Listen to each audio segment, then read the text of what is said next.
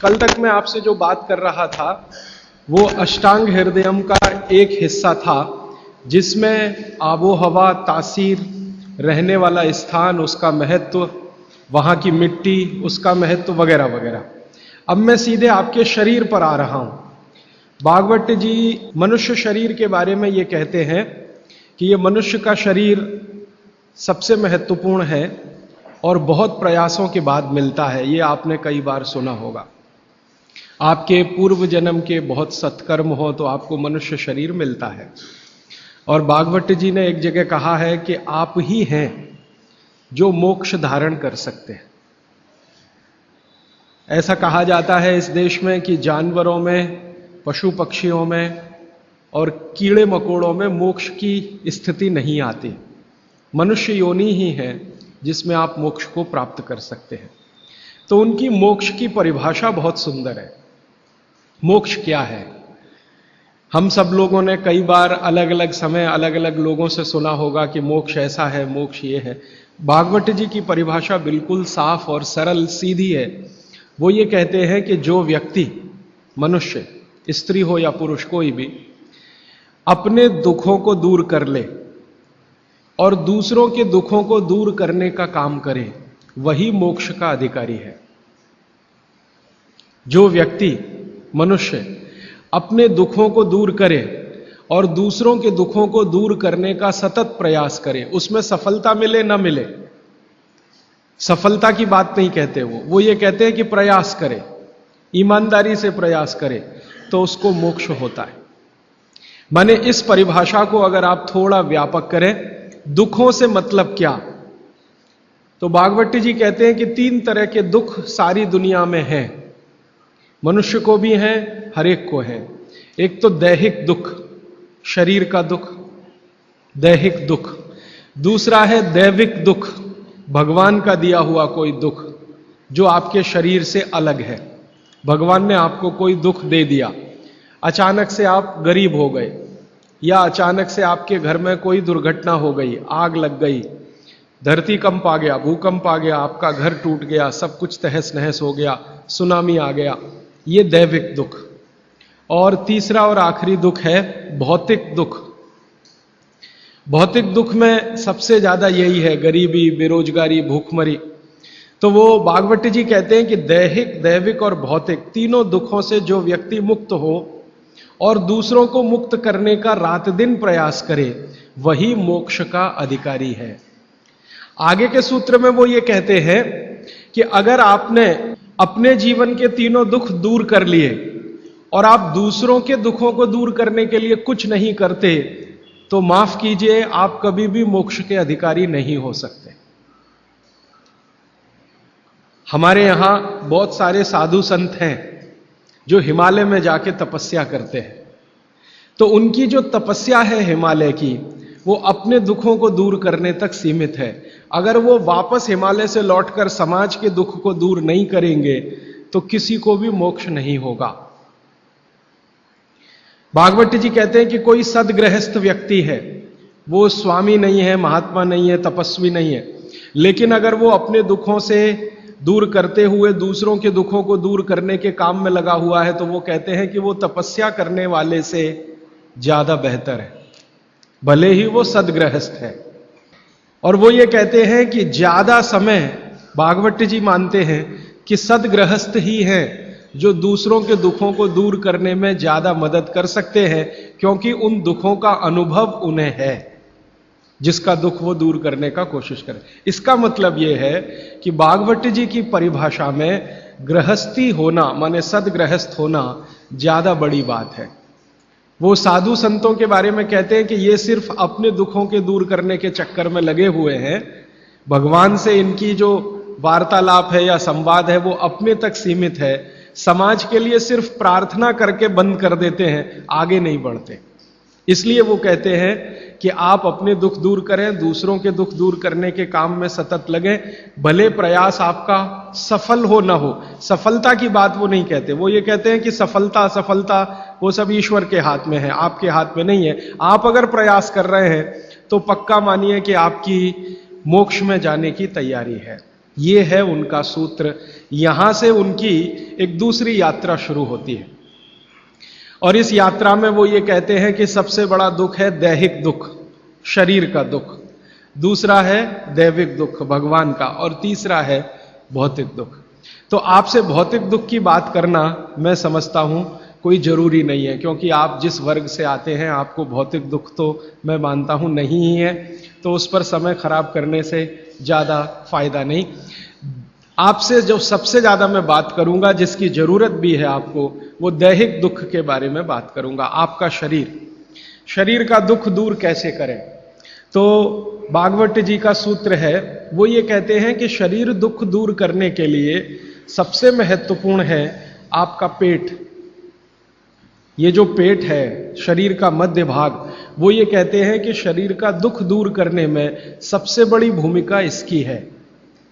अगर शरीर का पेट और बाकी अंगों के बारे में प्रतिशत के हिसाब से तुलना करें तो 90% दुख पेट से है, 10% दुख है जो पेट के बाहर से है।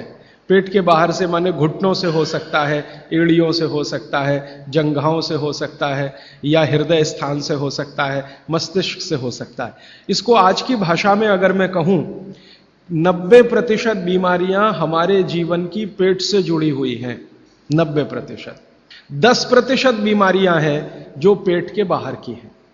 उन 10% में हार्ट अटैक आ गया, उन 10% में पैरालिसिस आ गया, उन 10% में अर्धांग वायु, पैरालिसिस का ही दूसरा नाम है, वो आ गया, एपिलेप्सी आ गई, वगैरह वगैरह, मस्तिष्क की ढेरों बीमारियां 10% में ही है। बाकी इस बात को फिर ध्यान दीजिए। पहली बात जो मैंने आपको पहले दिन कही थी कि जिंदगी की बीमारियों में 85% ऐसी हैं जिनको आप खुद ठीक कर सकते, मात्र 15% हैं जिनमें विशेषज्ञ की जरूरत है। अब भागवत जी की दूसरी महत्व की बात हमेशा याद रखिए कि जितनी बीमारियां हैं उनमें 90% पेट से हैं, 10% पेट के बाहर से है, और उन 10% में एक्सीडेंट भी शामिल है, आपका ब्रेन हेमरेज भी शामिल है, पैरालिसिस भी शामिल है, हार्ट अटैक भी शामिल है, वगैरह वगैरह, बाकी सब पेट से है। तो भागवत जी कहते हैं कि पेट आपके जीवन का सबसे महत्वपूर्ण अंग है शरीर के लिए और आपको दुख से बचाने के लिए। तो वो कहते हैं कि सबसे ज्यादा ध्यान आपको आपके पेट का रखना है। तो पेट का ध्यान जिंदगी भर आप रखें, उसके लिए उन्होंने सूत्रों की एक श्रृंखला बनाई है। ये सूत्रों का पालन करें तो जीवन में पेट से होने वाला कोई दुख नहीं होगा, माने 90% बीमारियां नहीं होंगी। और ये 90% बीमारियों की संख्या अगर गिनूं तो 148 है। माने आज से मैं जो सूत्र बताने जा रहा हूं, इनका पालन अगर आप करेंगे तो आप अपने जीवन में 148 बीमारियों से हमेशा बचेंगे। और भागवत जी का यह कहना है कि बीमारियों से बचना बहुत महत्व का है बनिस्बत की बीमारियों का इलाज करना। वो अंग्रेजी में अक्सर आपने सुना है, prevention is better than cure. तो आप अगर बीमारियों से बच रहे हैं तो वो कहते हैं कि ये सबसे महत्व का है। तो आप उनको, आज के सूत्रों को थोड़ा ज्यादा ध्यान से सुने। वैसे तो आप सभी सूत्र ध्यान से सुन रहे हैं, लेकिन आज के जो सूत्र हैं वो जिंदगी का फंक्शनल हिस्सा है। आप जानते हैं कि कोई भी सिद्धांत होता है, उसका एक हाइपोथेसिस होता है और उसका एक फंक्शनल पार्ट होता है। तो आज से जो शुरू हो रहा है वो फंक्शनल पार्ट है। इस फंक्शनल पार्ट में सबसे पहला सूत्र भागवत जी का, भागवत जी के लिए उनके 7000 सूत्र सभी महत्व के हैं, सभी महत्व के। उन 7000 में से मैंने कुछ चुनकर निकाले हैं जो मुझे लगता है 2007 के हिसाब से बहुत महत्व के हैं। हो सकता है 3500 साल पहले कोई सूत्र बहुत महत्व के हों और अब 2007 में हमारी जीवन शैली के हिसाब से वो उतने महत्व के ना हो, क्योंकि भागवत जी ने जिस जीवन शैली में रहते हुए वो सूत्र लिखे हैं वो ऋषि मुनियों की जीवन शैली है। आपकी जीवन शैली और ऋषि मुनियों की जीवन शैली में थोड़ा अंतर है। तो आपकी जीवन शैली के हिसाब से मैंने जो सूत्र निकाले और जिनको मैं महत्व का क्रम देता हूं, उसमें सबसे पहला सूत्र, संस्कृत में वो कहते हैं कि पेट जिंदगी भर आपका अच्छा रहे, दुरुस्त रहे। इसका मतलब यह है कि आप जो कुछ भी खा रहे हैं उसका ठीक से आप पाचन करते रहे। वो कई बार ये लिखते हैं अपने सूत्रों में कि खाना महत्व का नहीं है, खाने को पचाना महत्व का है। आपने खाने को खाया, ये इतना महत्व नहीं है, जिसको आपने खाया उसको पचाया, ये ज्यादा महत्व का है। क्योंकि भोजन पचेगा तो रस बनेगा, उसी रस में से मांस, मज्जा, रक्त, मल, मूत्र, वीर्य, मेद, ये सब बनेगा, अस्थियां बनेंगी, और वही आपके शरीर के लिए आगे जीवन में काम आएंगे। तो खाया वो महत्व का, उससे भी ज्यादा महत्व का खाया हुआ पचाया। तो वो कहते हैं कि पेट हमेशा दुरुस्त रहे, माने पाचन क्रिया आपकी हमेशा अच्छे से चलती रहे, इसके लिए पहला सूत्र उन्होंने लिखा भोजनांते विषम वारी। ये पहला सूत्र मेरे हिसाब से, उनके हिसाब से नहीं, मेरे हिसाब से पहला सूत्र भोजनांते विषम वारी। इसका सीधा सा अर्थ है भोजन के अंत में पानी पीना विष पीने के बराबर है। सूत्र ये है भोजन अंते, भोजनांते, आप जानते हैं संस्कृत में मिला के कहने की परंपरा है। भोजन अंते माने भोजन के अंत में, भोजनांते विषम वारी, विष समझते हैं आप जहर, जहर जैसा क्या है? पानी। भोजन के अंत में पानी जहर के जैसा है, विष के जैसा है। यह सूत्र है। अब इसको थोड़ा व्याख्यायित करता हूं ताकि समझ में आए। भोजन के अंत में पानी विष के जैसा है, यह बात वो कह रहे हैं। इसको समझना चाहिए कि क्या कह रहे हैं। सूत्र उतना ही है, समझने के लिए मैं आपको बहुत उदाहरण दूंगा ताकि आप जल्दी पता कर पाए। भागवत जी ने एक सूत्र में यह कहा है कि हमारा जो शरीर है, इसका जो मुख्य स्थान पेट है, इसमें एक स्थान होता है पेट के अंदर, नाभि, लेफ्ट साइड में, नाभि से थोड़ा ऊपर जहां मेरा हाथ रखा हुआ है, इस स्थान को कहते हैं जठर। संस्कृत में कहते हैं जठर, हिंदी में कहते हैं आमाशय। जठर, आमाशय, अंग्रेजी में चाहे तो एपिगैस्ट्रिकम। तो ये जो जठर स्थान है, भागवत जी कहते हैं कि इसमें अग्नि प्रदीप्त होती है, उसी को कहते हैं जठराग्नि। जठर अग्नि, जठराग्नि। तो वो कहते हैं कि जो आपका जठर स्थान है, इसमें अग्नि प्रदीप्त होती है, और भोजन जो कुछ भी आप करते हैं वो पहले जठर में ही जाता है, आमाशय में इकट्ठा होता है, वहां अग्नि प्रदीप्त होती है। वो अग्नि भोजन का पाचन करती है। यह है महत्व की बात। अब अग्नि प्रदीप्त हुई, आपने भोजन किया, अग्नि प्रदीप्त हुई। और भागवत जी इसके लिए एक सुंदर श्लोक लिखा है, लंबा है लेकिन हिंदी में बताता हूं। वो ये कहते हैं कि खाते ही अग्नि प्रदीप्त होती है, ऐसे ही जैसे आप बिजली के स्विच को ऑन करते ही लाइट जलती है। ये ऑटोमेटिक है, अपने आप होती है। आपने रोटी का पहला टुकड़ा मुंह में डाला और जैसे ही टुकड़े को चबाना शुरू किया, लार बनना शुरू हुआ, तुरंत अग्नि प्रदीप्त हो जाती, पहले ही टुकड़े में। तो ये अग्नि प्रदीप्त हुई। अब आप जो भोजन कर रहे हैं, ये इस अग्नि के प्रभाव में पचेगा। तो भोजन के पचने की क्रिया में पहले भोजन रस में बदलेगा। पहले पेस्ट बनेगा, जैसे टूथपेस्ट की कंडीशन होती है वैसा बनेगा, लुगदी जैसा। फिर उसमें से रस बनेगा, फिर रस में से सब कुछ बनेगा। तो वो कहते हैं कि आपने जैसे ही भोजन किया, अग्नि प्रदीप्त हुई। अब ये अग्नि भोजन को पचा रही है, और आपने भोजन पूरा करते ही पानी पी लिया, गट गट गट गट गट गट। तो क्या हुआ? अग्नि शांत हो जाएगी। आपके रसोई गैस में चूल्हा जल रहा है गैस का, और जलते हुए चूल्हे पर पानी फेंकिए तो बुझ जाएगा। अग्नि का पानी से मेल नहीं है, दुश्मनी है। तो आपके पेट में खाना खाते ही अग्नि जल रही है। अब आपने पीछे से गिलास 2 गिलास पानी पी लिया। कोई कोई लोग तो लोटा भर के पी लेते हैं, कई लोग तो भोजन से ज्यादा पानी पी लेते हैं। तो ये जो पानी गया, इसने अग्नि को शांत कर दिया। अब अग्नि शांत हो गई तो फिर भागवत जी कहते हैं भोजन पचेगा नहीं, वो सड़ेगा। अब उन्होंने 20 सूत्र लिखे हैं कि भोजन पचेगा तो क्या होगा और भोजन सड़ेगा तो क्या होगा। मैं सड़ने वाले हिस्से की बात कर लेता हूं। वो कहते हैं कि भोजन अगर सड़ना शुरू हुआ तो सबसे पहले गैस बनेगी, वायु बनेगी, वायु।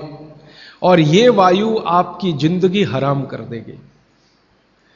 और ये वायु की तीव्रता जब बढ़ेगी तो गले में जलन होगी, छाती में जलन होगी, पेट में जलन होगी। फिर और ज्यादा तीव्र अगर ये हो गई वायु तो ये शरीर में जाएगी, घूमेगी, क्योंकि वायु को पकड़ना मुश्किल है, जहां स्थान मिलता है वहीं जाती है। तो ये वायु पूरे शरीर में घूमेगी तो सिर घूमेगा, आपको चक्कर आएंगे, सिर में दर्द होगा, पीठ में भी दर्द हो सकता है, हृदय स्थान पे भयंकर दर्द हो सकता है। कई बार तो इतना दर्द होता है कि आपको लगेगा कि हार्ट अटैक आ गया, लेकिन वो वायु का दर्द है, हार्ट अटैक नहीं। और ये जो वायु बनी भोजन के सड़ने से, इसी वायु में से भागवत जी ने सूची बनाई है कि 103 रोग पैदा होंगे। 103। सबसे पहला रोग है उसमें एसिडिटी,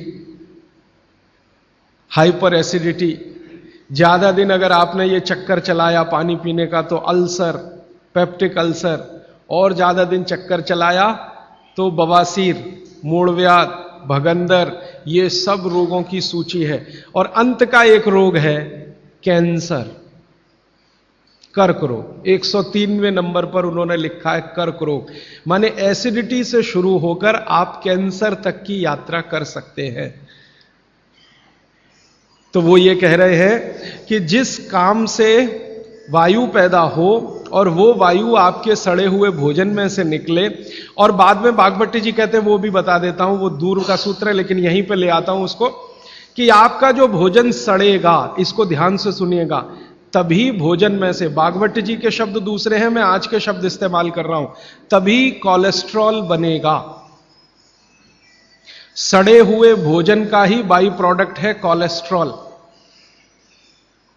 अगर भोजन का पाचन हुआ तो कोलेस्ट्रॉल शून्य रहता है, वो कोलेस्ट्रॉल जो आपको हानि पहुंचाता है। आप जानते हैं शरीर में दो तरह का कोलेस्ट्रॉल है, एक गुड और एक बैड। अच्छा कोलेस्ट्रॉल माने एचडीएल, हाई डेंसिटी लिपोप्रोटीन। खराब कोलेस्ट्रॉल माने एलडीएल और उसका छोटा भाई VLDL, very low density lipoprotein. तो भागवत जी कहते हैं कि ये जो खराब कोलेस्ट्रॉल है वो रक्त में तभी आता है जब भोजन पेट में सड़ता है। इसका माने जिनको कोलेस्ट्रॉल बढ़ रहा है या बढ़ा हुआ है वो ध्यान दें, उनको भोजन पच नहीं रहा, उनका भोजन सड़ रहा है। तो कोलेस्ट्रॉल बढ़ेगा तो हार्ट अटैक भी आएगा, कोलेस्ट्रॉल बढ़ेगा तो घुटने भी जड़ हो जाएंगे, सारी संधियां आपकी एकदम कड़क हो जाएंगी, आपको चलना फिरना मुश्किल हो जाएगा, 10 कदम चलना मुश्किल हो जाएगा। तो वो ये कहते हैं कि जब 103 बीमारियां एक छोटी गलती से आती हों तो वो गलती कभी करना नहीं। माने भोजन के बाद कभी पानी पीना नहीं। ये है सूत्र। अब जैसे ये सूत्र पूरा हुआ तुरंत आपके मन में प्रश्न आएंगे कि पानी कब पीना, पहला ही प्रश्न। तो भागवत जी कहते हैं कि पानी कब पीना वो खुद ही उत्तर दे रहे हैं आगे के सूत्रों में, क्योंकि शायद मालूम है कि मनुष्य की जिज्ञासाएं होने ही वाली है। तो पहले सूत्र में लिख दिया भोजनांते विषमवारी कि भोजन के अंत में पानी मत पियो। अगले ही सूत्र में वो कहते हैं कि कम से कम 1.5 घंटे के बाद पानी पियो।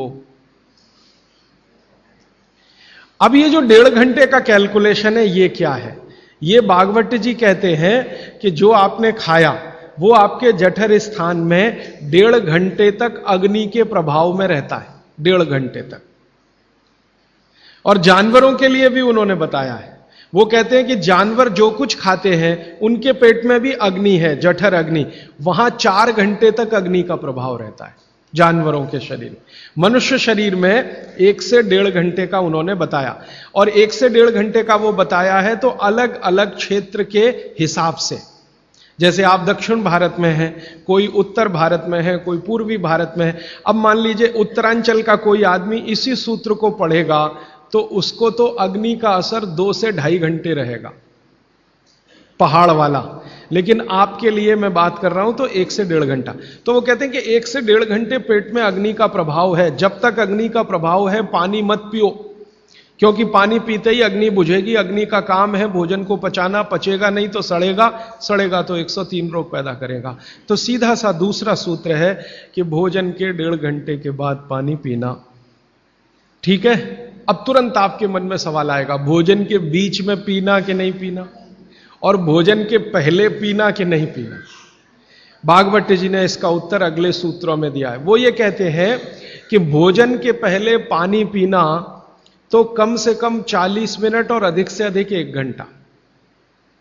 आपको सीधा सा हिसाब बताता हूं, 10 बजे खाना अगर खाना चाहते हैं तो 9 बजे से लेकर 9:20 तक आप चाहें उतना पानी पी सकते हैं। 9 बजे से लेकर 9:20 तक। और बीच में पीना कि नहीं, तो इसके लिए भागवत जी कहते हैं, ये बहुत साइंटिफिक बात उन्होंने कही है, बहुत साइंटिफिक है। वो कहते हैं कि अगर आपके भोजन में 2 अन्न हैं, दो अन्न, माने एक रोटी खा रहे हैं आप, वो गेहूं है, और दूसरा चावल खा रहे हैं, तो चावल और गेहूं 2 अन्न है। तो और सामान्य रूप से आप सभी के भोजन में शायद 2 ही अन्न होते हैं, इसलिए मैं ये सूत्र कह रहा हूं। ये 1 अन्न वालों के लिए नहीं है, 2 अन्न वालों। जो 2 अन्न खाते हैं भोजन में, उनको एक अन्न की पूर्ति पूरी हुई और दूसरे की शुरू होने वाली है, तो बीच का जो जंक्शन पॉइंट है, इस पे पानी पीना। मतलब इसका सीधा है, रोटी पूरी हो गई, अब आप चावल खाने की तैयारी कर रहे हैं, तो रोटी खाने के बाद चावल खाने से पहले आप जरूर पानी पीना, लेकिन मात्रा कितनी? तो वो कहते हैं 2 या 3 घूंट, इतना ही। उसके बाद जब दूसरा अन्न आपने शुरू कर दिया, फिर नहीं, फिर तो पूरा आप भोजन ही करके उठिए। अब आप भोजन कर लिया तो गला साफ करने के लिए थोड़ा 1-2 घूंट और पी लेना, गला साफ करने के लिए। पानी पीने के लिए नहीं है, वो गला साफ करने के लिए। अब आपके मन में तुरंत एक प्रश्न आएगा कि भोजन के अंत में क्या पीना? फिर पानी तो नहीं पीना, 1.5 घंटे तक तो नहीं पीना, तो कुछ पी सकते हैं। तो भागवत जी ने 3 चीजें बताई हैं, उसके लिए पूरा सूत्र लिखा है कि भोजन के अंत में सबसे अच्छी चीज जो पीने के लिए है वो है छाछ, वो है मट्ठा, दही का तक्रम। जो शब्द उन्होंने इस्तेमाल किया वो तक्रम, तक्रम माने यही है लगभग छाछ मट्ठा के आसपास की चीज, तक्रम। वैसे तक्रम की उन्होंने परिभाषा दी है कि दही को खूब अच्छे से मथने के बाद उसका मक्खन जो निकल गया, तो मक्खन निकालकर जो बचा वो तक्रम। मक्खन रह गया तो वो लस्सी, लस्सी पीने के लिए नहीं कह रहे, तक्रम की बात है। तो आप भोजन के बाद जो सबसे अच्छी चीज पी सकते हैं वो है छाछ, वो है मट्ठा। मट्ठा शब्द एकदम अच्छा है, हिंदी का शब्द है, शायद आप सब समझते हैं। गुजराती हैं तो छाछ आप अच्छे से समझते हैं। तो छाछ पिए हैं या मट्ठा पिए, ये सबसे अच्छी चीज। दूसरी सबसे अच्छी चीज उन्होंने बताई है वो है दूध, दूध दूसरी सबसे अच्छी चीज। और तीसरी सबसे अच्छी चीज बताई है फल का रस, कोई भी फल का रस, लेकिन वो कह रहे हैं मौसमी फल का रस, जिस मौसम में जो फल आता है उसका रस, माने मौसम के विरुद्ध के फल नहीं। आज का मौसम आम का नहीं है तो आम का रस अभी पिए तो नहीं चलेगा। आज का मौसम गन्ने के रस का है तो गन्ने का रस ही पिए। थोड़े दिन के बाद संतरे के रस का मौसम आ जाएगा तो संतरे के रस का।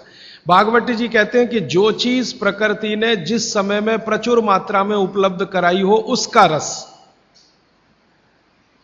तो आप ये कहें कि कोल्ड स्टोरेज से लाया हुआ संतरा और उसका रस निकाला या मौसमी का रस, ये सर्वनाश करेगा, सत्यानाश नहीं, सर्वनाश करेगा। वो ये कहते हैं कि भगवान ने और प्रकृति ने आपके शरीर के हिसाब से सारी चीजों को सेट किया है, और वो कहते हैं कि भगवान ने इस प्रकृति को बनाया है तो बहुत ही सोच समझकर बनाया, एक एक माइक्रो कैलकुलेशन उसने किए, तब आपको ये प्रकृति के साथ उसने रखा है। तो प्रकृति में जब जो चीज बहुत मात्रा में हो उसी का रस, जैसे अभी टमाटर का सीजन है तो आप भोजन के बाद टमाटर का रस पी सकते हैं भरपेट। इस समय गन्ने के रस का सीजन है तो भोजन के बाद आप गन्ने का रस भरपेट पी सकते हैं। जो भी अभी थोड़े दिन में अंगूर का सीजन आ जाएगा तो भोजन के बाद अंगूर का रस पी सकते हैं, संतरे का, जब जब जो सीजन आए वो ध्यान रखना है। अब इसमें आगे एक सूत्र है वो बहुत महत्व का है। भागवत जी कहते हैं मट्ठा या छाछ कब पीना, दूध कब पीना, रस कब पीना। तो उसके लिए उन्होंने बहुत स्पष्ट और बहुत जोर देकर यह कहा है कि मट्ठा हमेशा दोपहर के भोजन के बाद ही पीना, सामान्य लोगों के लिए। असामान्य लोगों के लिए बाद में बताऊंगा। जो सामान्य लोग हैं आपके मेरे जैसे, मट्ठा हमेशा दोपहर के भोजन के बाद ही पीना। और दूध हमेशा रात के भोजन के बाद ही पीना। दूध माने शाम को 6-7 बजे के भोजन के बाद ही पीना। और जूस हमेशा सुबह के भोजन के बाद ही पीना। सुबह का भोजन माने नाश्ता। भागवत जी ने नाश्ता शब्द कहीं नहीं इस्तेमाल किया है, सुबह का भोजन। आप उसको नाश्ता कैसे? तो सुबह के भोजन के बाद जूस, दोपहर के भोजन के बाद मट्ठा और रात के भोजन के बाद दूध। और वो ये कहते हैं आगे के सूत्र में कि इनका क्रम उल्टा सीधा मत करना कभी। माने सुबह के भोजन के बाद दूध पी लिया, रात के भोजन में जूस पी लिया या मट्ठा पी लिया। वो कहते हैं ये उल्टा क्रम आप मत करना। क्यों नहीं करना? तो आगे वो एक्सप्लेनेशन देते हैं, वो ये है बहुत महत्व का, कि हमारे शरीर को मट्ठे का पाचन होने के लिए जो रस की जरूरत होती है, रस माने एंजाइम, जो एंजाइम या रस की जरूरत होती है वो दोपहर को ही होते हैं पेट में। इसी तरह हमारे शरीर में दूध का पाचन होने के लिए जो रस की जरूरत पड़ती है या एंजाइम की जरूरत पड़ती है वो सूर्यास्त के बाद ही होते हैं, या सूर्यास्त के समय ही उनकी उत्पत्ति शुरू होती है। और जो रस और एंजाइम की जरूरत जूस पचाने के लिए है वो सुबह ही होते हैं।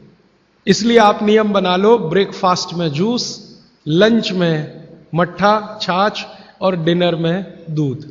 बच्चों को भी यही नियम, बड़ों को भी यही नियम। अब आप कहेंगे हमारे बच्चे तो स्कूल जाते हैं दूध पीकर जाते हैं, तो बदल दो, जूस पीकर भेजो या पिलाकर भेजो। और आप कहेंगे जी पिएंगे नहीं। आप जैसी आदत डालेंगे बच्चे वैसे ही होने वाले हैं, क्योंकि बच्चे अपने से कुछ नहीं सीखते, वो आपका सिखाया हुआ है सारा कुछ। तो अब तक आपने बच्चों को दूध पीने की आदत डाली है, आज से माफी मांग लो कि गलती हो गई हमसे। अब हम आपको चाहते हैं कि आप जूस पी के जाओ। क्यों जाओ? तो उनको ये बात समझाओ, शायद समझ जाएं, वो भी समझ जाएंगे तो उनकी भी जिंदगी में ये परमानेंट हो जाएगा। सुबह के नाश्ते के बाद जूस पीना, दोपहर के भोजन के बाद मट्ठा, रात के भोजन के बाद दूध। ये सूत्र है। अभी इसके आगे का सूत्र भागवत जी कहते हैं कि आप खाने के 1.5 घंटे के बाद पानी पिएं, क्योंकि जठर के अग्नि के प्रभाव में खाना 1.5 घंटे तक रहता है। तो पानी कैसे पिए? कैसे पिए पानी? तो हमारे यहां पानी पीने के बहुत तरीके हैं। लोटा मुंह से लगाया, गट गट गट गट उतार लिया। गिलास मुंह से लगाया, गट गट गट गट उतार लिया। क्या ये तरीका? तो भागवत जी कहते हैं नहीं, ये तरीका बिल्कुल गलत है पानी पीने का। वो कहते हैं कि पानी को चुस्कियां ले लेकर पिए, घूंट भर भर के पानी पिए, सिप ले लेकर पानी पिए। ऐसा पानी पीने का नियम। जैसे आप गर्म दूध पीते हैं ना, भागवत जी बिल्कुल उसके समकक्ष रखते हैं कि गर्म दूध आप जैसे पीते हैं एक एक सिप या चुस्की लेकर घूंट भर के, ऐसे ही पानी पिए। अब ये क्यों, ये समझ लें। आप एक साथ पूरा पानी उतारें गले के नीचे और एक एक घूंट पानी उतारें गले के नीचे, दोनों में जमीन आसमान का अंतर है। क्या अंतर है? मैं आपको एक महत्व की बात समझाना चाहता हूं, ये जीवन भर याद रहे तो बहुत अच्छा। हमारे पेट में भोजन को पचाने के लिए अग्नि होती है, और इस अग्नि को तीव्र करने के लिए अम्ल होता है। अम्ल, एसिड। आप जानते हैं पेट में अम्ल बनता है, प्राकृतिक रूप से बनता है। अब पेट में तो अम्ल बनता है, और भगवान ने ऐसी व्यवस्था की है कि पेट में अम्ल दिया है और मुंह में क्षार बनता है, जिसको लार कहते हैं आप। लार, स्लाइवा, सेलिवा, लार, लाला रस, अलग अलग नामों से आप जानते हैं। तो मुंह में बनती है लार, ये है क्षार, और पेट में बनता है अम्ल। आप थोड़ा भी अगर विज्ञान जानते हैं तो आप जानते हैं कि क्षार और अम्ल को मिलाओ तो हो जाता है न्यूट्रल। अम्ल और क्षार आपस में मिले तो न्यूट्रल होता है, माने सामान्य चीज बनती है, जिसको हम लोग कहते हैं लवण। एक लवण होता है नमक, वो अलग है, केमिस्ट्री के लवण की बात कर रहा हूं। तो अम्ल और क्षार आपस में मिलते रहे तो न्यूट्रल होते हैं। अम्ल का मतलब है जिसका पीएच 7 से कम है, और क्षार का मतलब है जिसका पीएच 7 के आगे है, और न्यूट्रल का मतलब जिसका पीएच 7 है। ये जो पानी है ना, पानी, ये ना अम्ल है ना क्षार है, ये न्यूट्रल है। तो भागवत जी कहते हैं कि पेट आपका अक्सर पानी के जैसा रहे तो बढ़िया। और जिनका पेट पानी के जैसा, माने पेट की अम्लता ना बढ़े और पेट का क्षारपन भी ना बढ़े, pH 7 के आसपास रहे, तो भागवत जी कहते हैं ऐसे व्यक्ति को 100 से ज्यादा वर्ष जीने की पूरी गारंटी है, बिना एक भी दवा खाए और बिना चिकित्सक के पास जाए। अब आपके पेट में अम्ल बन रहा है, मुंह में लार बन रही है, अगर पानी आप घूट घूट पीते हैं तो ये पानी के साथ लार मिलके अंदर जाती है, और पानी एक साथ गटगट गटगट पीते हैं तो कम लार पानी के साथ मिलकर जाएगी। ये लार बन रही है अंदर जाने के लिए, बाहर निकालने के लिए नहीं, क्योंकि अंदर पेट के अम्ल को शांत रखना है, इसके लिए क्षार है। तो वो ये कहते हैं कि घूट घूट पिया पानी, अगर सिप सिप करके आपने पानी पिया तो ज्यादा लार अंदर जाएगी, तो अम्ल को शांत करने में मदद आएगी, इसलिए आपका पेट न्यूट्रल रहेगा और आपकी जिंदगी बिना किसी दवा और रोग के आराम से 100-150 साल हो जाएगी।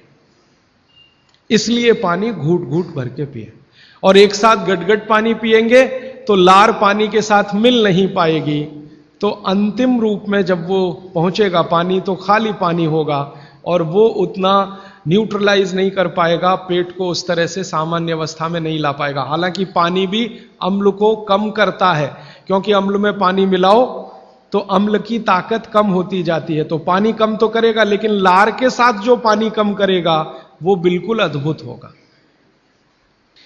भागवत जी आगे कहते हैं, बहुत ही महत्व की बात है ये सब आपके लिए। वो ये कहते हैं कि जो व्यक्ति सिप सिप करके पानी पिए, वो देखें जानवर कैसे पीते हैं। चिड़िया कैसे पानी पीती है? चिड़िया एक ड्रॉप उठाती है, आप ध्यान देना, चिड़िया एक ड्रॉप उठाएगी, फिर उसको ऐसे ऐसे मुंह में चलाएगी, फिर पिएगी, फिर दूसरी ड्रॉप उठाएगी, फिर ऐसे ऐसे चलाएगी, फिर पिएगी। ऐसे कुत्ता है, पानी को चाट चाट के पिएगा, शेर पानी को चाट चाट के पिएगा। ज्यादातर जानवर पानी को ऐसे ही पीते हैं। वो जानवर हमसे ज्यादा स्वस्थ हैं, किसी को डायबिटीज नहीं है, कोई ओवरवेट नहीं है। हाँ, किसी को डायबिटीज नहीं, कोई ओवरवेट नहीं, किसी को जॉइंट्स पेन नहीं, किसी को कुछ नहीं, क्योंकि वो पानी पीने का नियम जानते हैं। बाघ भट्ट के पक्के चेले हैं ये सब जानवर, बिना बोले और बिना कहे। तो आप भी हो जाइए। भागवत जी कहते हैं कि पानी थोड़ा लीजिए, जैसे चिड़िया पीती है, उसको मुंह में चिड़िया ऐसे ऐसे करती है ना, घुमाती है, तो आप भी पानी को थोड़ा घुमाइए, फिर पी जाइए। थोड़ा पानी लीजिए, मुंह में भरिए, पीजिए, फिर पानी भरिए, फिर भरिए, फिर पीजिए, ताकि इधर उधर की सब लार पानी के साथ मिलकर अंदर जाए। अब वो ये कहते हैं कि जो ऐसे पानी पी लेगा, कोई रोग आने की संभावना नहीं, माने आपके सारे रोगों की एक दवा। तो मैंने ये एक्सपेरिमेंट शुरू किया, ये मैंने पढ़ा था 6 साल पहले। भागवत जी को मैंने 6 साल पहले पढ़ना शुरू किया, 3 साल पढ़ने में लग गया और 3 साल समझने में लग गया। तो 6 साल पहले मैंने ये सूत्र पढ़ा था। मैंने कहा यार, कुछ लोग हैं जो बीमार हैं बहुत, मैंने कहा तुम करके देख लो, भागवत कह रहे गलत तो रिजल्ट आने वाला नहीं। तो आपको सुनकर हैरानी होगी, हमारे जो दोस्त हैं, सहयोगी हैं, जिनका वजन बहुत ज्यादा था, उन्होंने पानी सिप सिप करके पीना शुरू कर दिया, और भोजन के 1.5 घंटे के बाद पानी पीना शुरू। ये 2 सूत्रों का ही परिणाम है कि सबके वजन पहले से आधे हो गए। एक तो मेरा दोस्त है जिसको मैं कभी आपके सामने खड़ा कर सकता हूं, 140 किलो का था वो, और 1.25 साल हो गया, लगभग अभी 1.5 साल है, अब 70 किलो का है, बिना कोई दवा खाए, बिना भोजन में कोई बदलाव किए, सिर्फ पानी पीने का तरीका बदला।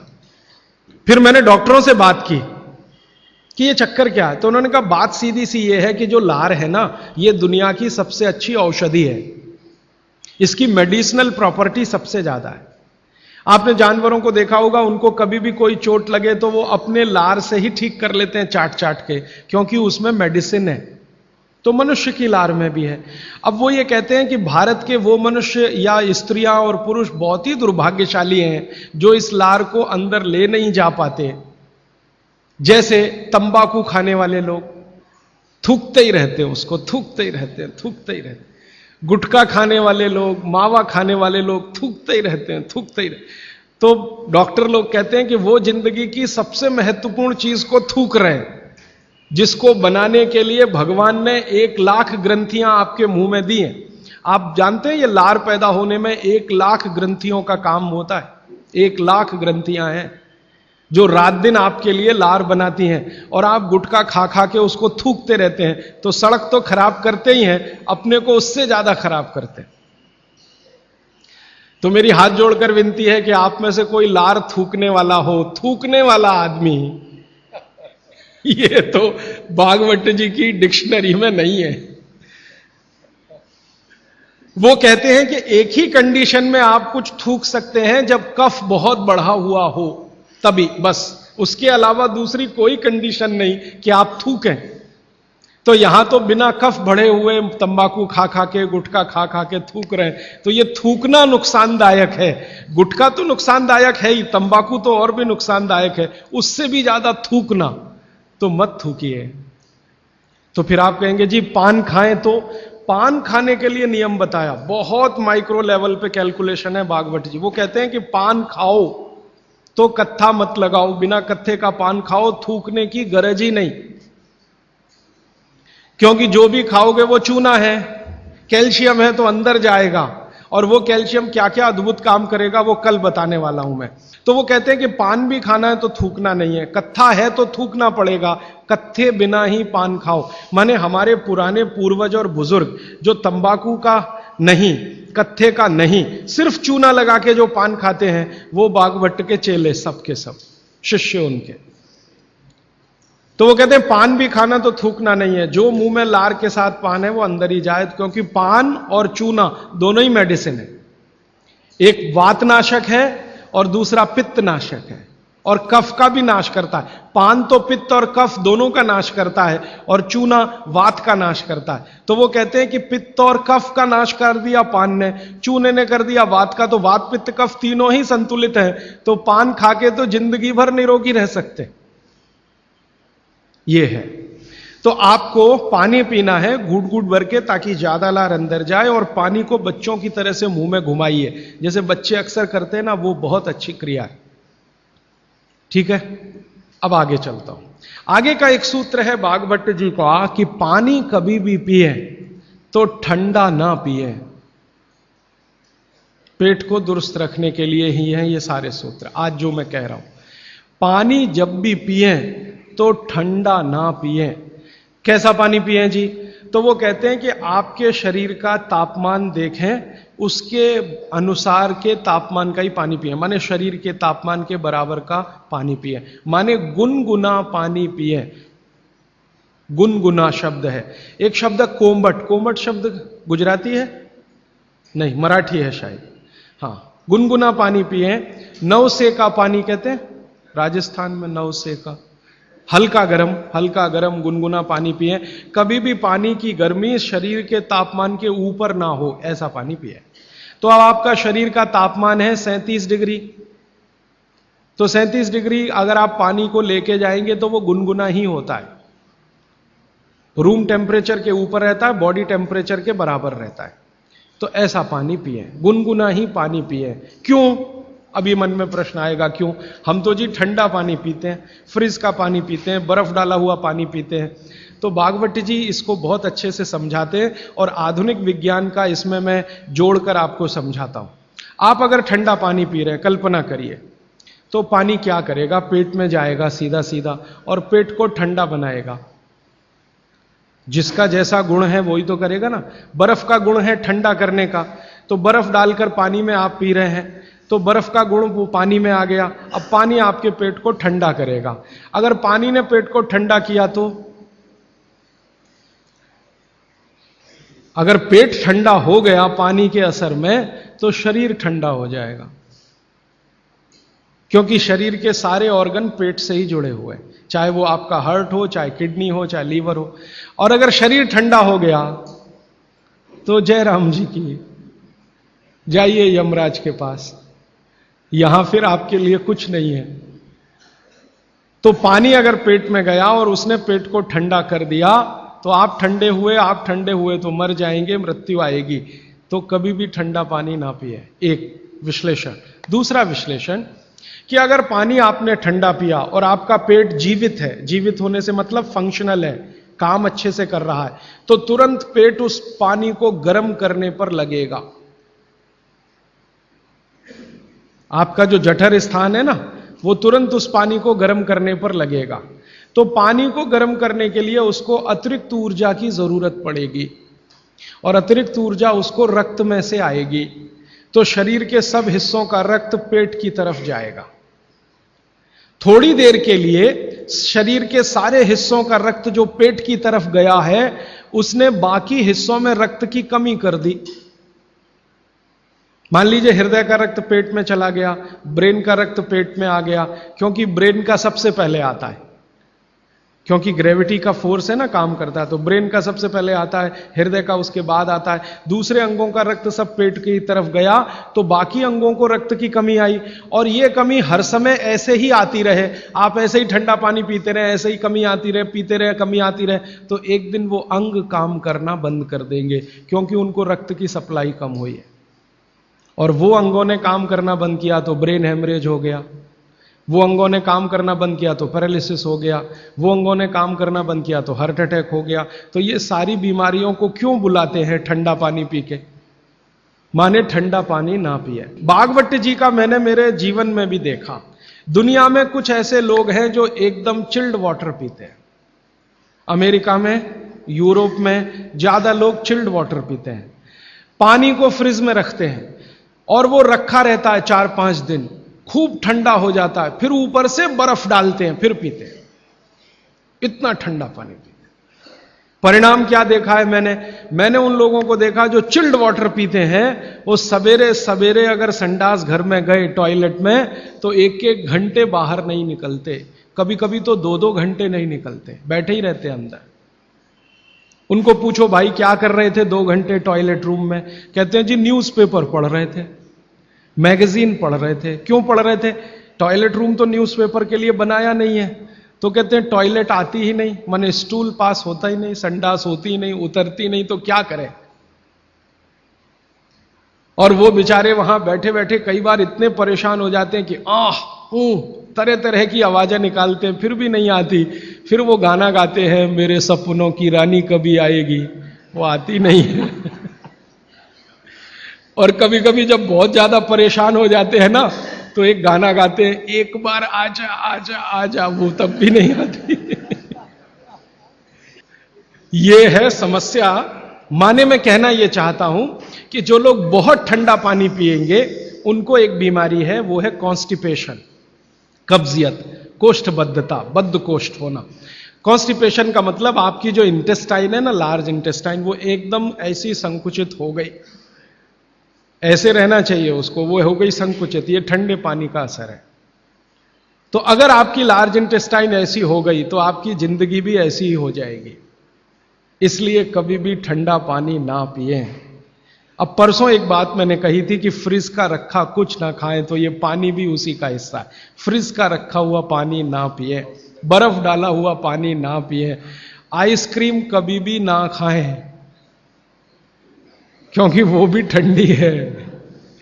और मैं आपको एक विनम्रता पूर्वक कह देता हूं, वो बात वैसे आगे आएगी। भागवत जी कहते हैं कि 2 विरुद्ध चीजें एक साथ ना खाएं कभी भी, तो गर्म भोजन और ठंडी आइसक्रीम कभी ना खाएं। अक्सर मैं शादियों में, बारातों में जाता हूं, तो वहां मैंने देखा है कि भोजन गर्मा गर्म कराएंगे, अंत में आइसक्रीम जरूर खिलाएंगे। सर्वनाश, बुला बुला के हमारा सत्यानाश करते हैं। इनविटेशन देकर बुलाएंगे, आओ हमारे यहां मेहमान बनकर, तो पहले गर्म खाना खाओ, पीछे से ठंडी आइसक्रीम खाओ, ना मरो तो जल्दी मर जाओ। ऐसा आजकल आतिथ्य इस देश में चल रहा है। पहले कहते थे अतिथि देवो भव, अभी अतिथि दुश्मन भव। तो ये जो ठंडे होने की बात है, ये यहीं पर मैंने आपको जोड़ दी है। वैसे ये कल भी आने वाली है, परसों सॉरी। तो आपके जीवन में ये नियम बहुत ध्यान से पालन करें, सूत्र पालन करें कि पानी हमेशा घूट घूट पिए, ठंडा पानी कभी ना पिए, भोजन के 1.5 घंटे के बाद पानी पिए। अभी चौथा सूत्र, आज का आखिरी सूत्र। भागवत जी कहते हैं कि सुबह का जीवन आपका जब शुरू होता है, दिन का जीवन आपका शुरू होता है, माने आप जब सोकर उठते हैं तभी से आपका दिन शुरू होता है, तो दिन की शुरुआत में सबसे पहले पानी पिए। दिन की शुरुआत में सबसे पहले पानी पिए, माने सुबह उठते ही पानी पिए, यह है मतलब कहने का। दिन की शुरुआत में सबसे पहले पानी पिए, माने सुबह उठते ही पानी पिए। आयुर्वेद के विभिन्न चिकित्सकों ने और वैद्यों ने इसको कहा ऊषा पान करें। ऊषा पान माने सुबह उठते ही पानी पीना, सबसे पहले पानी पीना, दांत धोए बिना पानी पीना, मुंह धोए बिना पानी पीना, कुल्ला किए बिना पानी पीना। अगर आप सुबह उठते ही बिना मुंह धोए पानी नहीं पी सकते तो रात को कुल्ला करके सोइए, दांत साफ करके सोइए, दंत मंजन करके सोइए, दातुन करके सोइए, उठते ही पानी पीजिए। क्यों? कारण पूछिए। कारण उसका यह है कि रात भर जब आप सो रहे थे तो शरीर की सारी क्रियाएं तो शिथिल हो जाती हैं, लेकिन ये लार बनने की क्रिया ज्यादा शिथिल नहीं होती, ये चालू रहती है। तो रात भर आपने लार बनाई है, मुंह में जगह जगह जमा है, वो अंदर जाना बहुत जरूरी है, क्योंकि वो बेशकीमती है। भागवत जी कहते हैं कि ब्रह्म मुहूर्त की जो लार होती है वो बाकी 24 घंटों में सबसे ज्यादा कीमती है। तो सुबह सुबह जो लार बन रही है ये अंदर जानी ही चाहिए, इसलिए बिना कुल्ला किए पानी पीने का नियम है। इसी को ऊषापान कहा जाता है। तो सुबह उठते ही पानी पिए। कितना पिए जी? तो उन्होंने 1 से 1.25 लीटर का कैलकुलेशन दिया वयस्कों के लिए। वयस्क माने 18 से 60 साल, 1 से 1.25 लीटर। और 18 से नीचे वाले जो लोग हैं उनके लिए 1.25 लीटर माने 750 ग्राम, और 60 के ऊपर वालों के लिए भी 750 ग्राम, 750 ग्राम। 750 ग्राम माने कम से कम 2 गिलास बुजुर्गों के लिए, 2 गिलास बच्चों के लिए, और 3 गिलास आपके उम्र के लोगों के लिए। कम से कम इतना पानी पिए। पीने का तरीका मैंने बता दिया, वो घूट घूट सिप सिप करके ही पीना है, मुंह में घुमा घुमा के पानी पीना है। भागवत जी ने ये जो कहा ना सुबह की लार बहुत कीमती होती है, मैंने इस पर थोड़े कुछ एक्सपेरिमेंट किए पिछले एक आध साल। बहुत सारे कुछ पेशेंट ऐसे हैं जिनको डायबिटीज है, और डायबिटीज की कंडीशन में आप जानते हैं कि कोई घाव हो जाए, घाव तो जल्दी भरता नहीं। तो मेरे पास ऐसे कुछ 8-10 पेशेंट हैं जिनको ऐसी ही कंडीशन है। डायबिटीज होने के कारण शरीर में फुंसी हो गई, फोड़ा हो गया, घाव बढ़ गया, वो भरता नहीं। मैंने उनको दवाएं बंद किया होम्योपैथी का। फिर मैंने कहा भैया, भागवत जी ने कहा कि सुबह की लार बहुत कीमती है, तुम ऐसा करो सुबह उठते ही जो लार है ना उसको लगाओ तुम्हारे घाव पे, और आप देखेंगे चमत्कार। 15 से 20 दिन में घाव भरना शुरू, 3 महीने में बिल्कुल बराबर। एक तो मेरे पास गैंग्रीन का पेशेंट है, गैंग्रीन हुआ, डॉक्टर कहता था पैर काटना ही पड़ेगा इसका, कुछ होता नहीं अभी और कोई। उसने बेचारे ने साल भर लार लगा लगा के ही अपना ठीक कर लिया। तब मेरे समझ में आया कि जानवर हमसे ज्यादा होशियार, चोट लगते ही वो चाटना शुरू कर देते हैं। फिर मैंने एक और एक्सपेरिमेंट किया। मेरे पास कुछ छोटे बच्चे हैं जिनको चश्मे हैं आंखों पर। अब उनके माँ बाप बहुत परेशान है कि ये चश्मा कैसे उतरे, मोटे मोटे चश्मे हैं छोटे बच्चों। तो मैंने उनको भी सिखा दिया, देखो सवेरे सवेरे सोकर उठो और मुंह का थूक आंख में लगाओ काजल की तरह से। तो बच्चों ने चालू कर दिया। बच्चे बहुत भोले होते हैं, सीधे होते हैं, कोई भी बात अगर समझ में आए तो करते। अब आपको हैरानी होगी कि चश्मे उतर गए सिर्फ ये लार लगाने से। आप भी करके देख लीजिए जिनको भी चश्मे। बस अंतर इतना है कि बच्चों को जल्दी उतरे, आपको थोड़ा देर में उतरेंगे लेकिन उतर जाएंगे। उम्र ज्यादा बढ़ेगी तो थोड़ा दिन करना पड़ेगा, कम उम्र में बहुत जल्दी उतर जाए। आंखों की रोशनी बढ़ानी है तो मुंह की लार सुबह सुबह की आंखों में लगाइए काजल की तरह से। और एक बताता हूं, एक बीमारी आती है जिसको हम कहते हैं कंजक्टिवाइटिस, आंखों की बीमारी है। अक्सर उसमें आंखें लाल हो जाती हैं, आंखों में बहुत जलन होती है, जैसे खून उतर आया हो आंखों में, वो कंडीशन हो जाती है। कोई भी आयुर्वेद की दवा आप खाएंगे 3 से 4 दिन में ही बीमारी ठीक होती है। लेकिन अब की बार अगर ये बीमारी आए तो आप ये करना, सुबह सुबह उठते ही मुंह की लार लगाना, 24 घंटे के बाद आपको पता ही नहीं चलेगा बीमारी कहां गई। 24 घंटे में ही ठीक होता है कंजक्टिवाइटिस। अगर बच्चों में बचपन से आंखों के ऐसे कोई रोग हैं, जैसे मेरे पास एक छोटा बच्चा है 8 साल का है, उसका मैं ट्रीटमेंट कर रहा हूं, उसकी आंखें टेढ़ी हैं, वो देखता कहीं है और दिखता कहीं है, उसको ऐसा है। अब उसके माता पिता गरीब हैं और वो ऑपरेशन का खर्चा नहीं उठा सकते, उस बच्चे पर मैं यही एक्सपेरिमेंट कर रहा हूं। लगभग मुझे 4 साढ़े 4 महीना हो गया है, और उसका टेढ़ापन, जिसको हम लोग हिंदी में कहते हैं भेंगापन, उसका भेंगापन लगातार कम हो रहा है, और आंखों की पुतलियां बिल्कुल बीच में सेट हो रही। तब मुझे थोड़ी जिज्ञासा हुई, और मैंने एक बहुत बड़े वैज्ञानिक को पूछा दिल्ली में कि ये लार में क्या है, एक्चुअली इसका एक्टिव इंग्रेडिएंट क्या है। तो उन्होंने कहा, भैया जितने एक्टिव इंग्रेडिएंट मिट्टी में है वो सब लार में है। तो मैंने आपको बताया मिट्टी में 18 एक्टिव इंग्रेडिएंट्स हैं, लार में वो सब के सब हैं। इसलिए लार शरीर के लिए बहुत ही कीमती है, बेशकीमती है। इसको कभी नष्ट नहीं करना। इसकी मदद से आप बहुत सारे रोग ठीक करते हैं। और 2-4 बातें बता दूं, क्या क्या रोग और ठीक कर सकते हैं।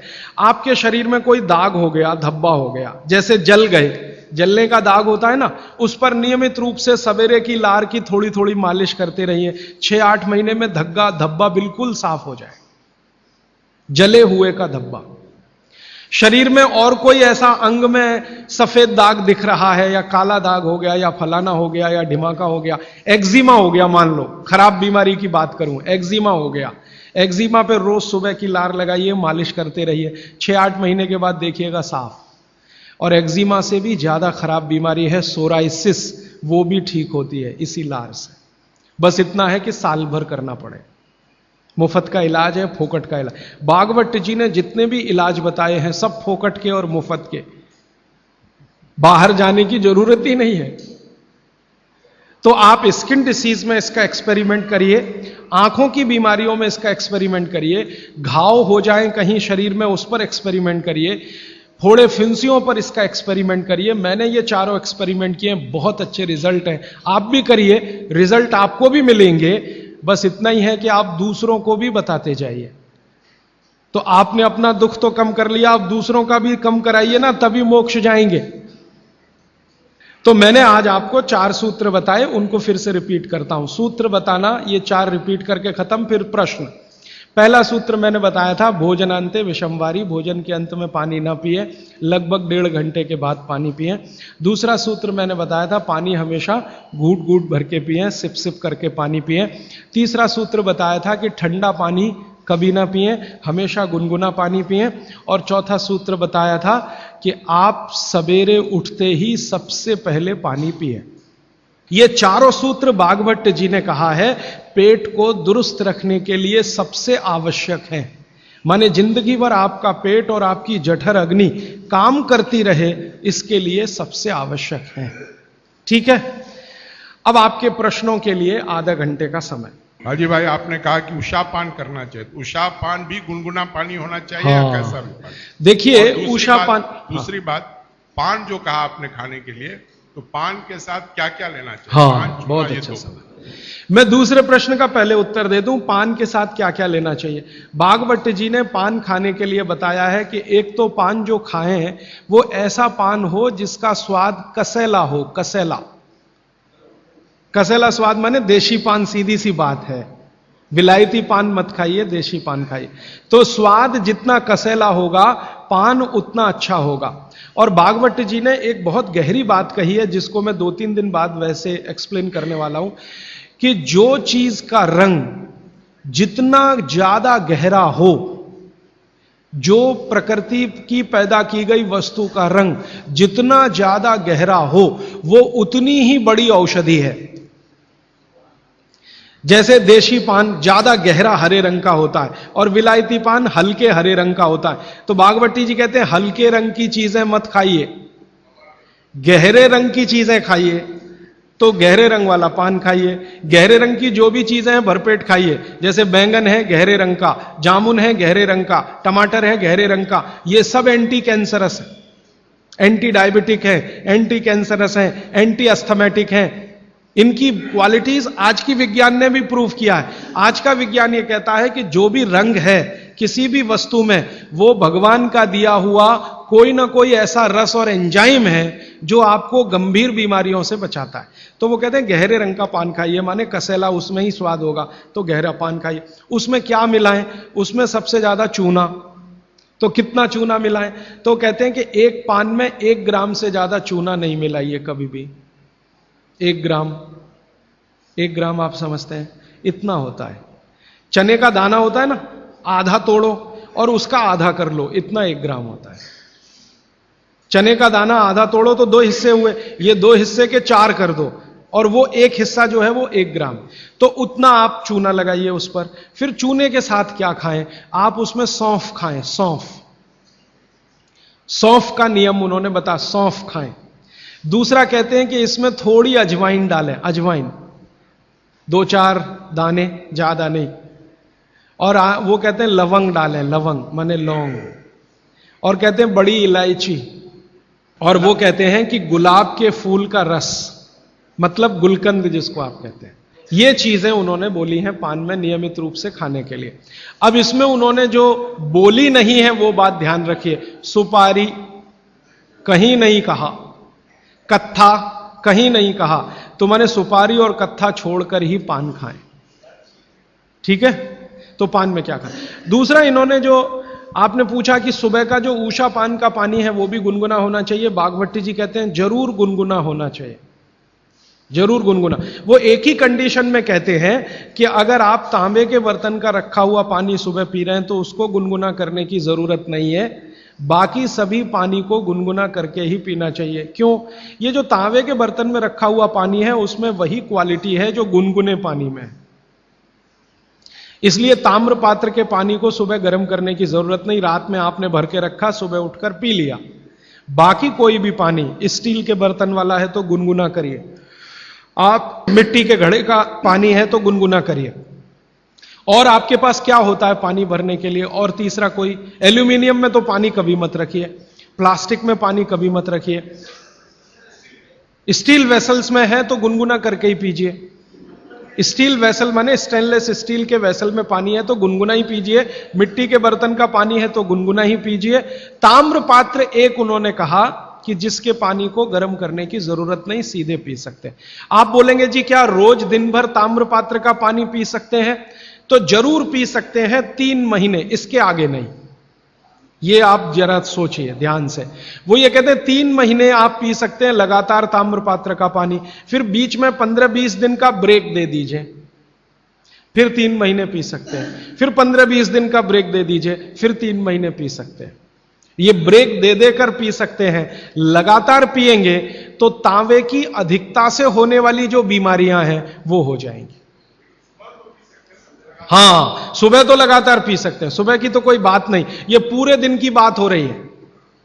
कोई लोग ऐसे हैं कि पूरे दिन ही तांबे के बर्तन का पानी पीते हैं, तो बागभट्टी जी ये कहते हैं कि 3 महीने लगातार पीजिए पूरे दिन, फिर उसके बाद 15-20 दिन ब्रेक दे दीजिए, 15-20 दिन को दूसरा पानी पी, फिर आप वापस 3 महीने कर सकते हैं, फिर ब्रेक दे दीजिए, फिर तो 24 घंटे वाले जो लोग हैं ताम्र पात्र का पानी पीने वाले, उनके लिए यह नियम है। सुबह का तो ताम्र पात्र का ही सबसे अच्छा है जी। भोजन के बाद जो रस और मट्ठा पीने के लिए बताए थे आप, तो क्या ये आम्रदायी को शांति करेगी? हाँ, बहुत अच्छा सवाल है, बहुत अच्छा सवाल। देखिए, इस सवाल को मैं और थोड़ा विकसित करूं, मैं इंतजार कर रहा था कोई पूछे तो मैं बताऊं। यह सवाल कुछ इस तरह का है कि मट्ठा है ना, उसमें पानी ही है, आप जानते हैं, शायद उसमें 90% तक पानी है, दही तो सिर्फ 10% होता है। और जूस पी रहे हैं उसमें भी पानी ही है, और दूध पी रहे हैं उसमें भी पानी है। अब बागवती जी एक तरफ तो कह रहे हैं कि खाने के बाद पानी मत पियो, और दूसरी तरफ कह रहे हैं मट्ठा जरूर पियो, दूध जरूर पियो और फल का रस पियो, तो उसमें तो पानी ही है। तो क्या वो पानी जठर अग्नि को शांत नहीं करेगा? प्रश्न ये है। ये पूरा नहीं पूछ पाए, मैंने पूरा कर दिया। तो क्या वो पानी जठर अग्नि को शांत नहीं करेगा? इसका बहुत ही सुंदर एक्सप्लेनेशन बागवती जी करते हैं। वो ये कहते हैं कि पानी का जो गुण है वो अपना कुछ नहीं, ये बात ध्यान से समझिए, पानी का जो गुण है वो अपना कुछ नहीं है। पानी को जिस पात्र में रखा है या जिसमें मिलाया है उसी का गुण वो धारण करता है। आपने एक पुराना गाना सुना है, पानी रे पानी तेरा रंग कैसा, फिर आगे है जिसमें मिला दो उस जैसा। तो पानी का रंग, गुण और धर्म तीनों ही वही होते हैं वो जहां मिल गया। तो आपने पानी को मिलाया दही में, तो अब वो पानी का गुण नहीं है, अब वो दही का गुण धारण करेगा। पानी को आपने मिलाया जूस में, माने फल में, तो फल के जो गुण हैं वो पानी में आ जाएंगे। और पानी है दूध में, तो दूध के सारे गुण वो धारण कर लेगा। तो पानी अगर सीधा पी रहे हैं इंडिपेंडेंट, तब उसके अपने गुण धर्म होते हैं, लेकिन मिलाया हुआ पानी जब भी किसी वस्तु के साथ आप पिएंगे तो उस वस्तु का गुण पानी में आएगा। इसलिए मट्ठा पीने को खुली छूट है, पेट भर के पीजिए। दूध पीने को खुली छूट है, पेट भर के पीजिए। जूस पीने को भी खुली छूट है, सादा पानी मत पीजिए। अब दही का गुण क्या है? अग्नि को प्रदीप्त करने का गुण है दही में, क्योंकि जो वस्तु में भी चिकनाई आ गई, चिकनाई समझते हैं आप, फैट, दही में भरपूर चिकनाई है। दूध से ज्यादा चिकनाई दही में है, दही से ज्यादा चिकनाई मक्खन में है, और सबसे ज्यादा चिकनाई घी में है। तो भागवत जी कहते हैं कि जिस वस्तु में भी चिकनाई है वो अग्नि को और भड़काएगी। आप जो है ना घी डालते हैं यज्ञ में, तो अग्नि भड़कती है कि नहीं? ऐसे ही पेट में घी खाएंगे, दही खाएंगे, दूध पिएंगे तो अग्नि और प्रदीप्त होती है, माने खाने को और जल्दी से पचाएगी। खाली पानी अग्नि को शांत करता है, लेकिन पानी किसी में मिलाया हुआ अग्नि को प्रदीप्त करेगा, क्योंकि उसके गुण वस्तु के हिसाब से हो जाते हैं। जी राजीव भाई, आइसक्रीम खाने के बाद हम लोग कॉफी या चाय पी के और उसका ये सवा सत्यानाश। रीजन बताऊंगा परसों, क्योंकि ये परसों आने वाला है। देखिए मैं बताता हूं आपको, अभी बता दूं, कोशिश करूंगा शॉर्ट में बताऊं, क्योंकि और प्रश्न के लिए उत्तर के लिए समय रहे। कभी भी कोई गर्म चीज आप जैसे ही खाते हैं, कोई भी गर्म चीज, चाय पिया या कॉफी पिया या गर्म दूध पिया या गर्म खाना खाया, तो पेट फिर वही काम पे लग जाता है। क्या काम है पेट का? पहले ज्यादा गर्म वस्तु को पेट के तापमान पर लाता है पेट। आपका पेट का तापमान वही है जो मुंह का है, और बगल का तापमान मुंह का तापमान में थोड़ा अंतर रहता है, लगभग 1 से 1.5 डिग्री। तो पेट का तापमान लगभग 39 से 40 डिग्री के आसपास है। अब आपने 40 डिग्री से ऊपर की कोई वस्तु खाई, जैसे चाय पी, तो वो 40 से ऊपर की ही है, कॉफी 40 से ऊपर की है, तो तापमान अंदर जो है ना 55 डिग्री 60 डिग्री अगर चाय का है, तो पेट उसको पहले 40 डिग्री पे लाएगा, और उसके लिए एंटी रिएक्शन होता है, पानी को ठंडे से गर्म करेगा, फिर गर्म से ठंडा। तो ये काम में जब तक पेट लगा हुआ है, तब तक आपने कोई ठंडी चीज खा ली, जैसे उन्होंने कहा आइसक्रीम खा ली, कॉफी के बाद आइसक्रीम खा ली। अब कंफ्यूजन वहां ये होता है कि क्या करे, वो पहले गर्म कॉफी को ठंडा करे या ये जो गर्म ठंडी आइसक्रीम आई इसको गर्म करे, तो फिर तो बहुत ही कंफ्यूजन होता है। ऐसा कंफ्यूजन जैसे आप गाड़ी चला रहे हैं, गाड़ी, इसको मैं समझाने के लिए कह रहा हूं, गाड़ी चला रहे हैं और हर 1 ही मिनट में आपको 2-3 गियर चेंज करने पड़े, 1 ही मिनट में। टॉप गियर से फर्स्ट में आना पड़े, फर्स्ट से आपको टॉप गियर में जाना पड़े, तो कैसे चलेगी गाड़ी? झटका देगी, तकलीफ देगी। ऐसे ही पेट में है कि पेट का एक गियर पड़ा हुआ है, वो गर्म कॉफी को ठंडा करने में लगा हुआ है, तब तक आपने आइसक्रीम खा के अब पेट को गियर चेंज करना पड़ेगा तुरंत, तो इसमें हो जाएगी समस्या। इसलिए कॉफी चाय के बाद ठंडी आइसक्रीम कभी भी ना खाएं, और ठंडी आइसक्रीम के बाद चाय कॉफी कभी भी ना पिए। गरम भोजन के साथ कभी भी आइसक्रीम और बर्फ आदि ना खाएं, और बर्फ आदि के साथ गर्म भोजन ना करें। आपने पानी पीने का तरीका बताया कि सिप बाय सिप लेना, क्या उसका भी कोई तरीका है कि खड़े खड़े पानी पीना या बैठ? हाँ, बहुत अच्छा सवाल है, ये मैं कल बात करूं, क्योंकि कल वो सूत्र आने ही वाला है। जी देखिए, इन्होंने एक बहुत अच्छा सवाल पूछा है। दूध को भागवत जी ने बोला है शाम को ही पीना है। अब इनका प्रश्न यह है कि हम सुबह चाय पीते हैं, कॉफी पीते हैं, तो दूध उसमें होता ही है, तो क्या करें? भागवत जी के किसी भी शब्दकोश में चाय भी नहीं है, कॉफी भी नहीं है, क्योंकि भागवत जी 3500 साल पहले हुए। ये चाय कॉफी तो 250-300 साल पुरानी है, ज्यादा से ज्यादा 400 साल पुरानी। तो चाय कॉफी के बारे में उनका पूरा शास्त्र मौन है, माने कहीं एक भी सूत्र ऐसा नहीं है जहां चाय और कॉफी का जिक्र आता है। हां, काढ़े का जिक्र उन्होंने किया। काढ़ा आप समझते हैं जो रोज आप यहां पी रहे, काढ़े का जिक्र उन्होंने किया है। वो ये कहते हैं कि जो काढ़ा आपके वात को कम करे, आपके पित्त को कम करे और कफ को कम करे, ऐसा कोई भी काढ़ा दूध के साथ मिलाकर सुबह पिया जा सकता है। कोई भी काढ़ा, जैसे आज आप काढ़ा पीने जा रहे हैं, वो अर्जुन की छाल का काढ़ा है। अर्जुन की छाल का काढ़ा आप जानते हैं, वात को सबसे तेजी से कम करने वाला है, शरीर की जो एसिडिटी होती है ना, रक्त की एसिडिटी, एक होती है पेट की एसिडिटी, उससे भी ज्यादा खराब है रक्त की एसिडिटी। खून की अम्लता ही है जो हार्ट अटैक लाती है। तो रक्त की एसिडिटी को कम करने की दुनिया में सबसे बड़ी ताकत अगर किसी चीज में भागवत जी ने बताई है तो वो अर्जुन की छाल है। तो आज आप काढ़ा पिएंगे अर्जुन की छाल का। और दुर्भाग्य से या सौभाग्य से ये कुछ ऐसा समय है, दिसंबर, जनवरी और नवंबर, ये वात का ही समय है। शरीर में वायु का प्रकोप ठंड के दिनों में ज्यादा होता है। उस समय अगर आप अर्जुन की छाल का काढ़ा दूध में बनाकर पिए तो आपके लिए औषधि है। जी नहीं, गरम गरम गरम, क्योंकि वो औषधि है, भोजन नहीं है। भोजन और औषधि में अंतर बताया। भोजन वो है जो 24 घंटे में आप नियमित रूप से आपके पेट की आवश्यकता के अनुसार खाएं और सालों साल खाते जाएं। औषधि वो है जो थोड़े समय के लिए, तात्कालिक प्रभाव के लिए आप पिएं। तो ये काढ़ा औषधि है। सुबह के अगर समय नवंबर, दिसंबर, जनवरी, ये 3 महीने हैं जो वात के महीने माने जाते हैं। फिर गर्मियों के महीने पित्त के महीने आ जाते हैं। फिर बारिश के महीने और उसके आगे थोड़ा महीना कफ का महीना आ जाता है। तो ये वात पित्त कफ के महीने भी होते हैं, जैसे शरीर है वैसे महीने। तो इस महीने के हिसाब से सुबह काढ़ा पी सकते हैं, वात को दूर करने वाली औषधियों का दूध मिलाकर। और गर्म काढ़ा सभी गर्म है, ठंडा काढ़ा कोई है नहीं इस देश में, बनता भी नहीं। तो आप सुबह दूध पीना ही चाहते हैं तो काढ़े के रूप में पीजिए। माने सुबह दूध पीना ही है ना, तो उसमें अर्जुन की छाल का पाउडर डाल के पीजिए। तो 2 फायदे होंगे।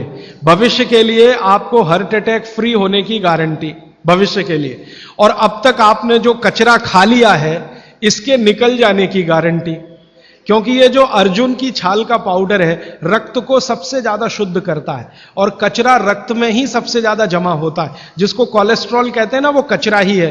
तो अब तक आपके रक्त में जो कोलेस्ट्रॉल जमा है इसको निकालना है बाहर, तो अर्जुन की छाल इसमें सबसे ज्यादा उपयोगी है। और सौभाग्य की बात यह है कि 40 रुपए किलो मिलती है। क्या भाव? 40 रुपए किलो, 20 रुपए किलो, 20 रुपए किलो अर्जुन की छाल मिलती है। और 150 रुपए किलो चाय मिलती है, और 1400 रुपए किलो कॉफी मिलती है, और 20 रुपए किलो अर्जुन की छाल मिलती है। तो कुछ तो होशियार बनिए, मारवाड़ी बनिए, कुछ तो अपने रक्त में लाइए, मारवाड़ का, राजस्थान का, गुजरात का। तो 20 रुपए किलो की अर्जुन की छाल नियमित रूप से आप पीजिए। मैं आपसे विनम्रता पूर्वक कह रहा हूं कि आप सब अपने घर में 3 महीने, ये जो नवंबर, दिसंबर, जनवरी, अभी तो दिसंबर पूरा तो निकल गया लेकिन जनवरी अभी बाकी है, तो 30 दिन आगे जनवरी के रोज सवेरे अर्जुन की छाल का पाउडर दूध में डालकर पीते रहिए। और अगले साल का याद रखिए, नवंबर, दिसंबर, जनवरी, तो ये 3 महीने अर्जुन की छाल पिया तो पूरे साल भर का कचरा निकालता है। और अगले सालों की guarantee, heart attack free. Quantity कितनी रहनी चाहिए? 1 गिलास दूध तो आधा चम्मच अर्जुन की छाल का पाउडर, आधा चम्मच माने टी स्पून। और इसमें अगर गुड़ मिलाएंगे तो बहुत अच्छा। गुड़ नहीं मिले तो एक गुड़ जैसी चीज आती है, काकवी। काकवी आप समझते हैं?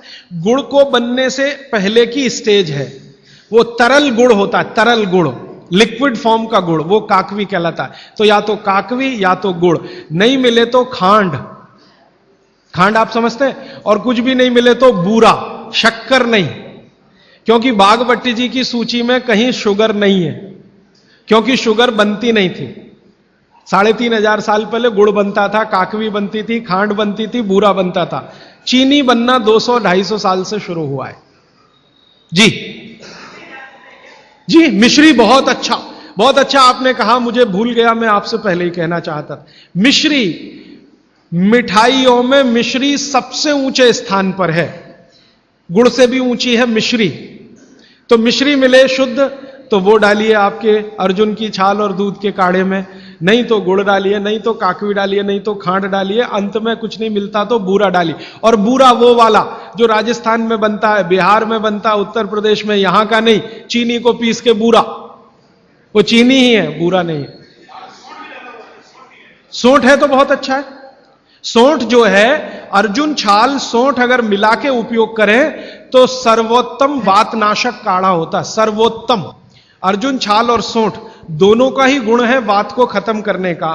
तो वात के रोगी तो जरूर पिए इसको। और वात के रोग क्या क्या है आप जानते हैं, कल और परसों में और विस्तार से बताने वाला हूं। और किताबों में तो पूरी लिस्ट है, वात के रोग क्या, पित्त के क्या, कफ के क्या। ये घुटने का दर्द, कमर का दर्द, कंधे का दर्द, हार्ट अटैक, डायबिटीज, ये सब वात के रोग है। कहा जाता है कि दाल और दही साथ में नहीं लेना चाहिए, बहुत जन कहते हैं। तो हम दाल चावल खा लेते हैं और उसके बाद अगर खाने के बाद छाछ पी लेंगे तो क्या वो सही रहेगा? दाल चावल के साथ छाछ, दाल चावल खा लिया मैंने खाने में, उसके बाद खाने के बाद छाछ पीना चाहिए। देखिए तो इसमें सूत्र ऐसा है, मैं आगे बताऊंगा, ये थोड़ा आज के समय के हिसाब से बहुत जरूरी भी है। जैन अगर आप में से कोई है तो मेरी बात तुरंत समझ जाएंगे। द्विदल समझते हैं, एक दाल के जिसके द्विदल के साथ दही का निषेध है।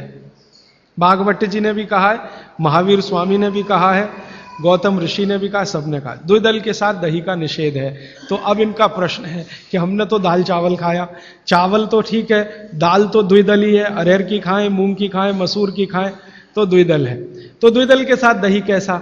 तो उसके लिए भागवत जी कहते हैं कि कभी भी द्विदल के साथ अगर दही खाएं तो अच्छा है ना खाएं, लेकिन खा रहे हैं तो दो बातों का ध्यान रखें कि दही की तासीर बदलें और उसकी तासीर को बदलकर जैसी दाल है वैसी तासीर करें, माने दही का प्रोटीन कंटेंट बढ़ाएं, वैसे तो है और ज्यादा बढ़ाएं। तो इसके लिए बहुत सरल उपाय है आपके रसोई में।